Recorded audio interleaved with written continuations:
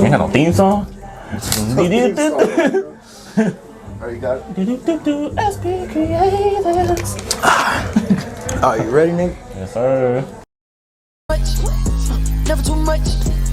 Never too much. Never too much. Never too much. Never too much. Rest up me. What is good, Icon fam? We back with another iconic interview. We got somebody here real special today.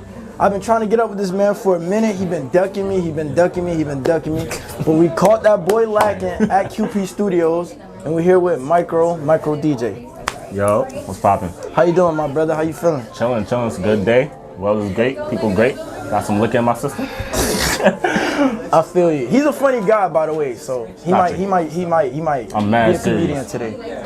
But anyways, bro. So what brings you to, you feel me, Broward County today? We know you from West Palm, you feel me, but what brings you down here today? I need some headshots. Need some photography pics. Okay. I just need to, came to chill, network, get the vibes, get a little drinks, Okay. For sure. So you feel me? We gonna start from the beginning, bro. I just told everybody you from West Palm, bro. So how was it growing up in West Palm, and like what was you doing in your early days? West Palm early days. I started off DJing like little parties, birthday parties, and then fucking it turned into like club scene parties, fucking team parties, and fucking just like big just bigger events. And you should do this over there. It's good. All right, fuck it. Nah, but I started doing bigger events, towards like middle school, high school, and then after high school started being like tours and concerts and the big venues and all stuff like that. But just like in West Palm, just stayed there, grabbed like people, the area, got people's attention, built a name for myself, and it's been working since then. I feel that.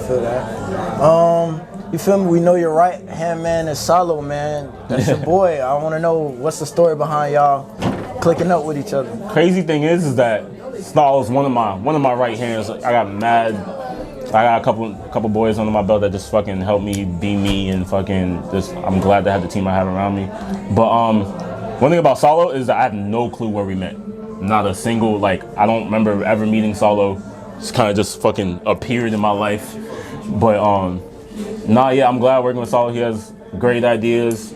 He helps me if I fucking I'm indecisive as hell. So if I need like an answer or something, a yes or a no, I just call Salo and be like, yo, what shoe do I wear? What planes do I wear? You know what I'm saying? I just hit him up type shit. Okay. Yeah. And you said you started DJing from doing little parties here and there, in the neighborhood and stuff like that. Mm-hmm. Before then, were you big into music? Did you want to rap, or was DJ your first step in the creative field? I mean, I was always big into music. Come through. You go. Just go ahead, bro. Hey, shout out SP Creative Hub, dude. For sure. I was always big into music. I got pics of me playing the drums when I was 3 or 4, and I started dancing when I was 5. But as far as really getting into music going, my mom bought me a little turntable thing when I was 10, 11, and I just started DJing since then. And I just kind of took it seriously. Middle school, I was giving out fucking business cards and started DJing and shit like that. So yeah, I'm kind of vetted into this shit right now. I feel, bro. I was looking through your catalog or what you did over time and shit like that. Back then you was doing your thing, Appreciate bro. it. I feel no one goes back and looks at the old shit. I feel every time in my head, this is what I think. Every time someone follows me, I just think it's a clean slate. They don't know anything about me or what I did before, so I just gotta keep coming, just do some new shit, No, bro. You're becoming somebody. So of course, some people they gonna go in and do your research about you. I have, I seen old pictures of you and Salo. He got a fucking afro and shit. He was looking young as hell. Bruh, I'm a fan of y'all, so I be doing my research on y'all. Appreciate it. So you feel me?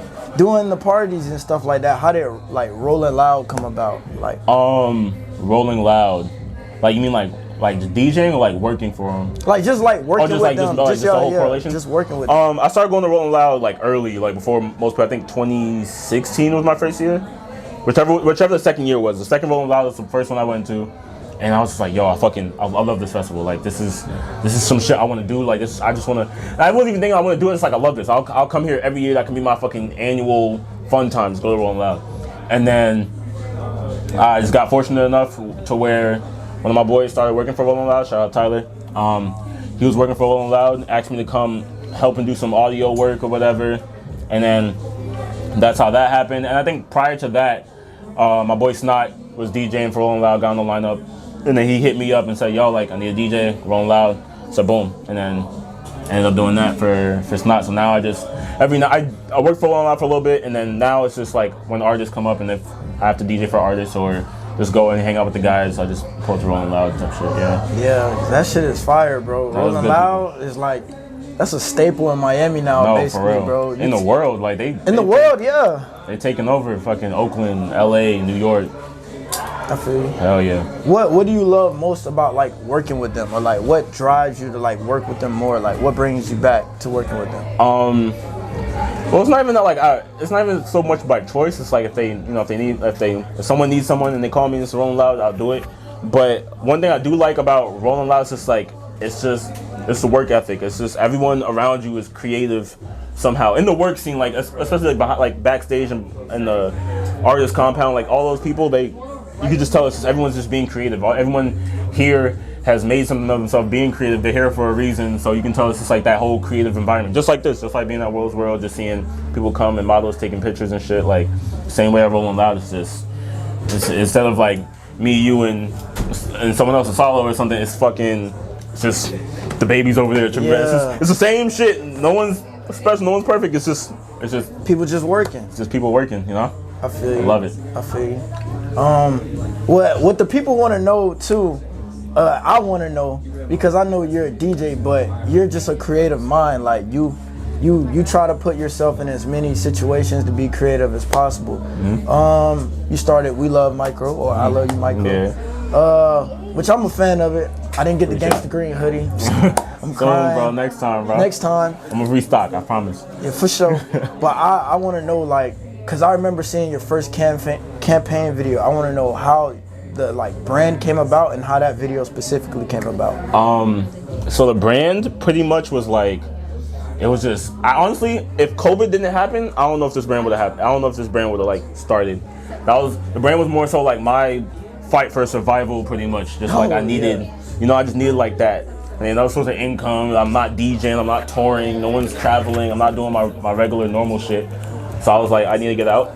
I need to do something. I need to make some bread. And I was just like, I wasn't even really gonna hop into it, but I had an idea. I was like, fuck it, let's do it. My boys was like, let's do it. I dropped some stickers and then boom. And then I kind of just didn't stop since then. And the crazy thing is, it's only been 6 months. Wow. Like, it's only been 6 months since I dropped the stickers, and then I'm blessed to say that every product is sold out in a matter of like days. So like, I'm really fortunate to that the people that have been rocking with me from DJing and the scene from 10 years ago still fuck with me and still buying all the shit. Yeah. But as far as the first campaign video, didn't even think that it would turn out the way it did. Like I was an empty room. I hit my intern, shout out Alan. I hit him up. I was like, yo, I need a couch. Came through with a couch. I hit someone else. I need a rug. I need some lights. Boom. And everyone pulled through. Shot the video. I said, Solo, I got this idea. I got this demon time idea. Wake up at a party type shit. Boom. We shot it. And like the thing is, one thing I love about it is that everyone was there to like really help me make the fucking make that vision, come true. Yeah. Make the vision come true. And I did 7-hour shoot for a 60-second video. Ooh. And I'm glad that I loved every second of it. And I'll do it again if I had to. Trust. So, in my opinion, I kind of if you got to get through, you can go. You can go. You can come through. No, you good. It's fine. And to me, what I get from it, not saying you're trying to be like them, but I kind of see like Supreme with you, like with your items. Like you try to make Micro like a household name. Like you did lighters, you did mugs, like you like just covering the board with all the different type of items that you drop. Like what's the creative mind like through that? What makes you want to do lighters? Because Yeah, no you one know, else. brand. Nobody's doing the stuff you're doing. So I want to know what made you want to do a mug. What made you want to do lighters? Like, Well, one thing I tell a lot of people, and this is what really keeps me going every time I like think of something to make something new, is I tell myself, like when I think, oh, should I do this or should I do that? I just tell myself there's no fucking rules. Like there's no rules to this shit. It's my brand. If someone doesn't like it, they don't like it. Like that's, you know what I'm saying? yeah, They just don't like it's everyone has whatever. their own, Yeah. there's no rules. I can literally do whatever I want. And then my brother was telling me, he's like, yo, why don't you get the equipment to make your own shirts or whatever? I told him I'm not a t-shirt company. And then my pops was like, yo, why don't you get like a sewing machine and make your own like jeans or jackets? I was like, I'm not a clothing company. Yeah. I was like, yo, I'm just me. Yeah. Like, so pretty much the way I say the website is, it's just all of my ideas in the form of a website, in the form of a store. And dope. it's some shit I think of. I would think, oh, a lighter would be cool if it said I fucking love you, and I just make it and drop it, and that's how it comes about.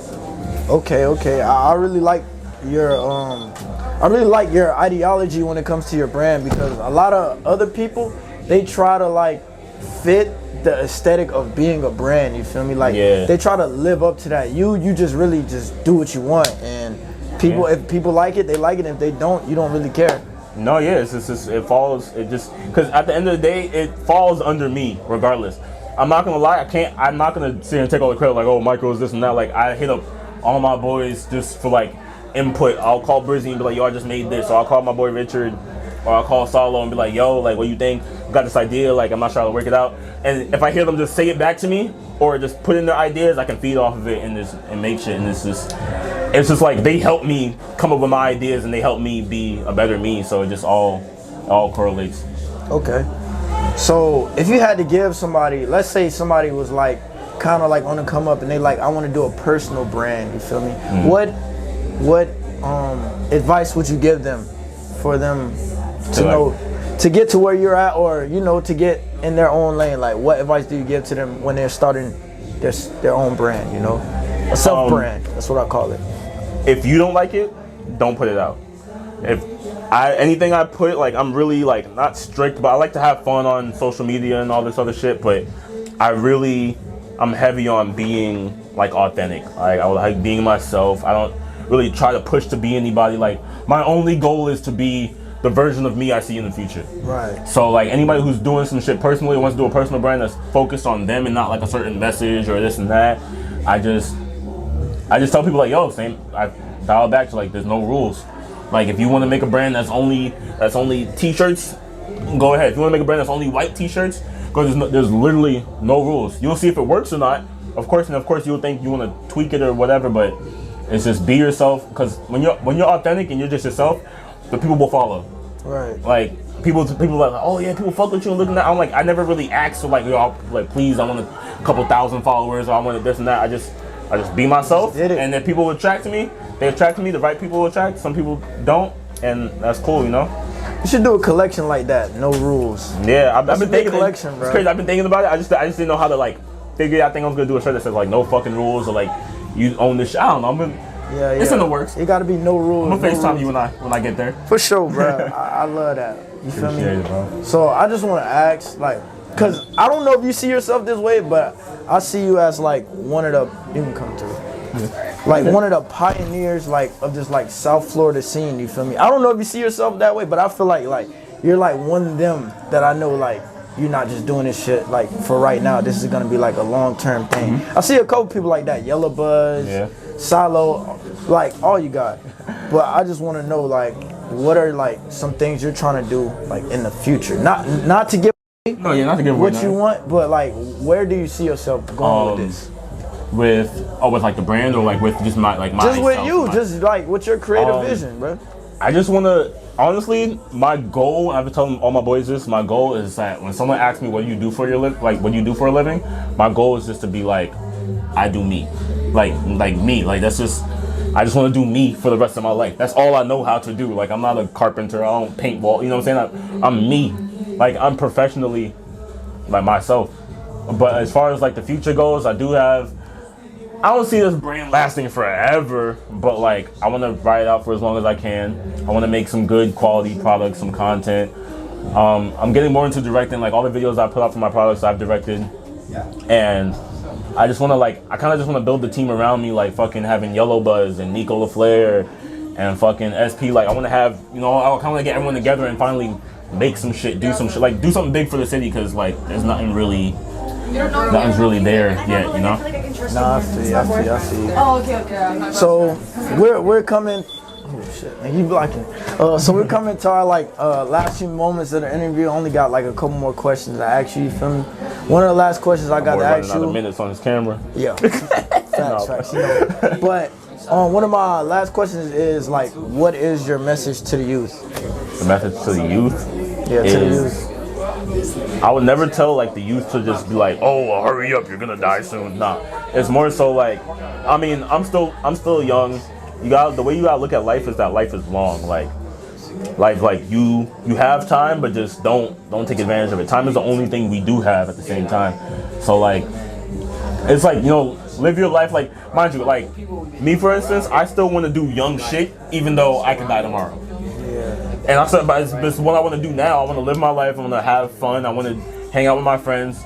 But I still want to, like, I told people I want to live in West Palm for a year, live in Miami for a year. Even though I could just buy a house and just, that's a smart thing to do. But I just want to, you know, I want to live and be young, because I still have my older years ahead of me. For sure. But you know, life is short. But you just gotta if you think of it, like, honestly, it sounds cliche, but just follow your dreams. Like, there's no rules. No one's telling you can't. No rules. Everyone's story is different. Everyone's unique.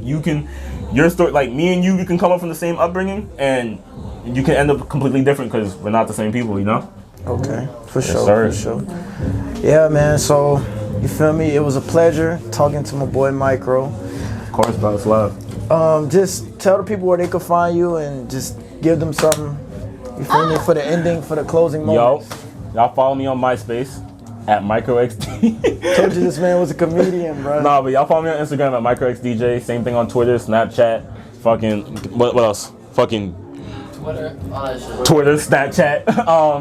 I'm about to drop some shit on YouTube soon.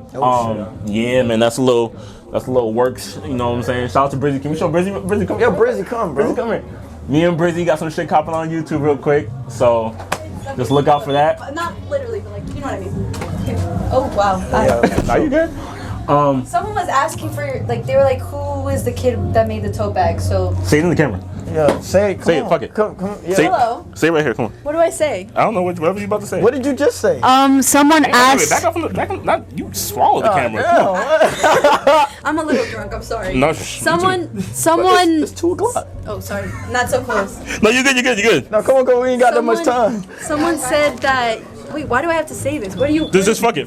Just, Okay, we do an outro. A sound bite. Someone said that they want to see your bags. Oh, word? Was a boy or girl? A girl. Someone said that they wanted Did to. they say I was cute?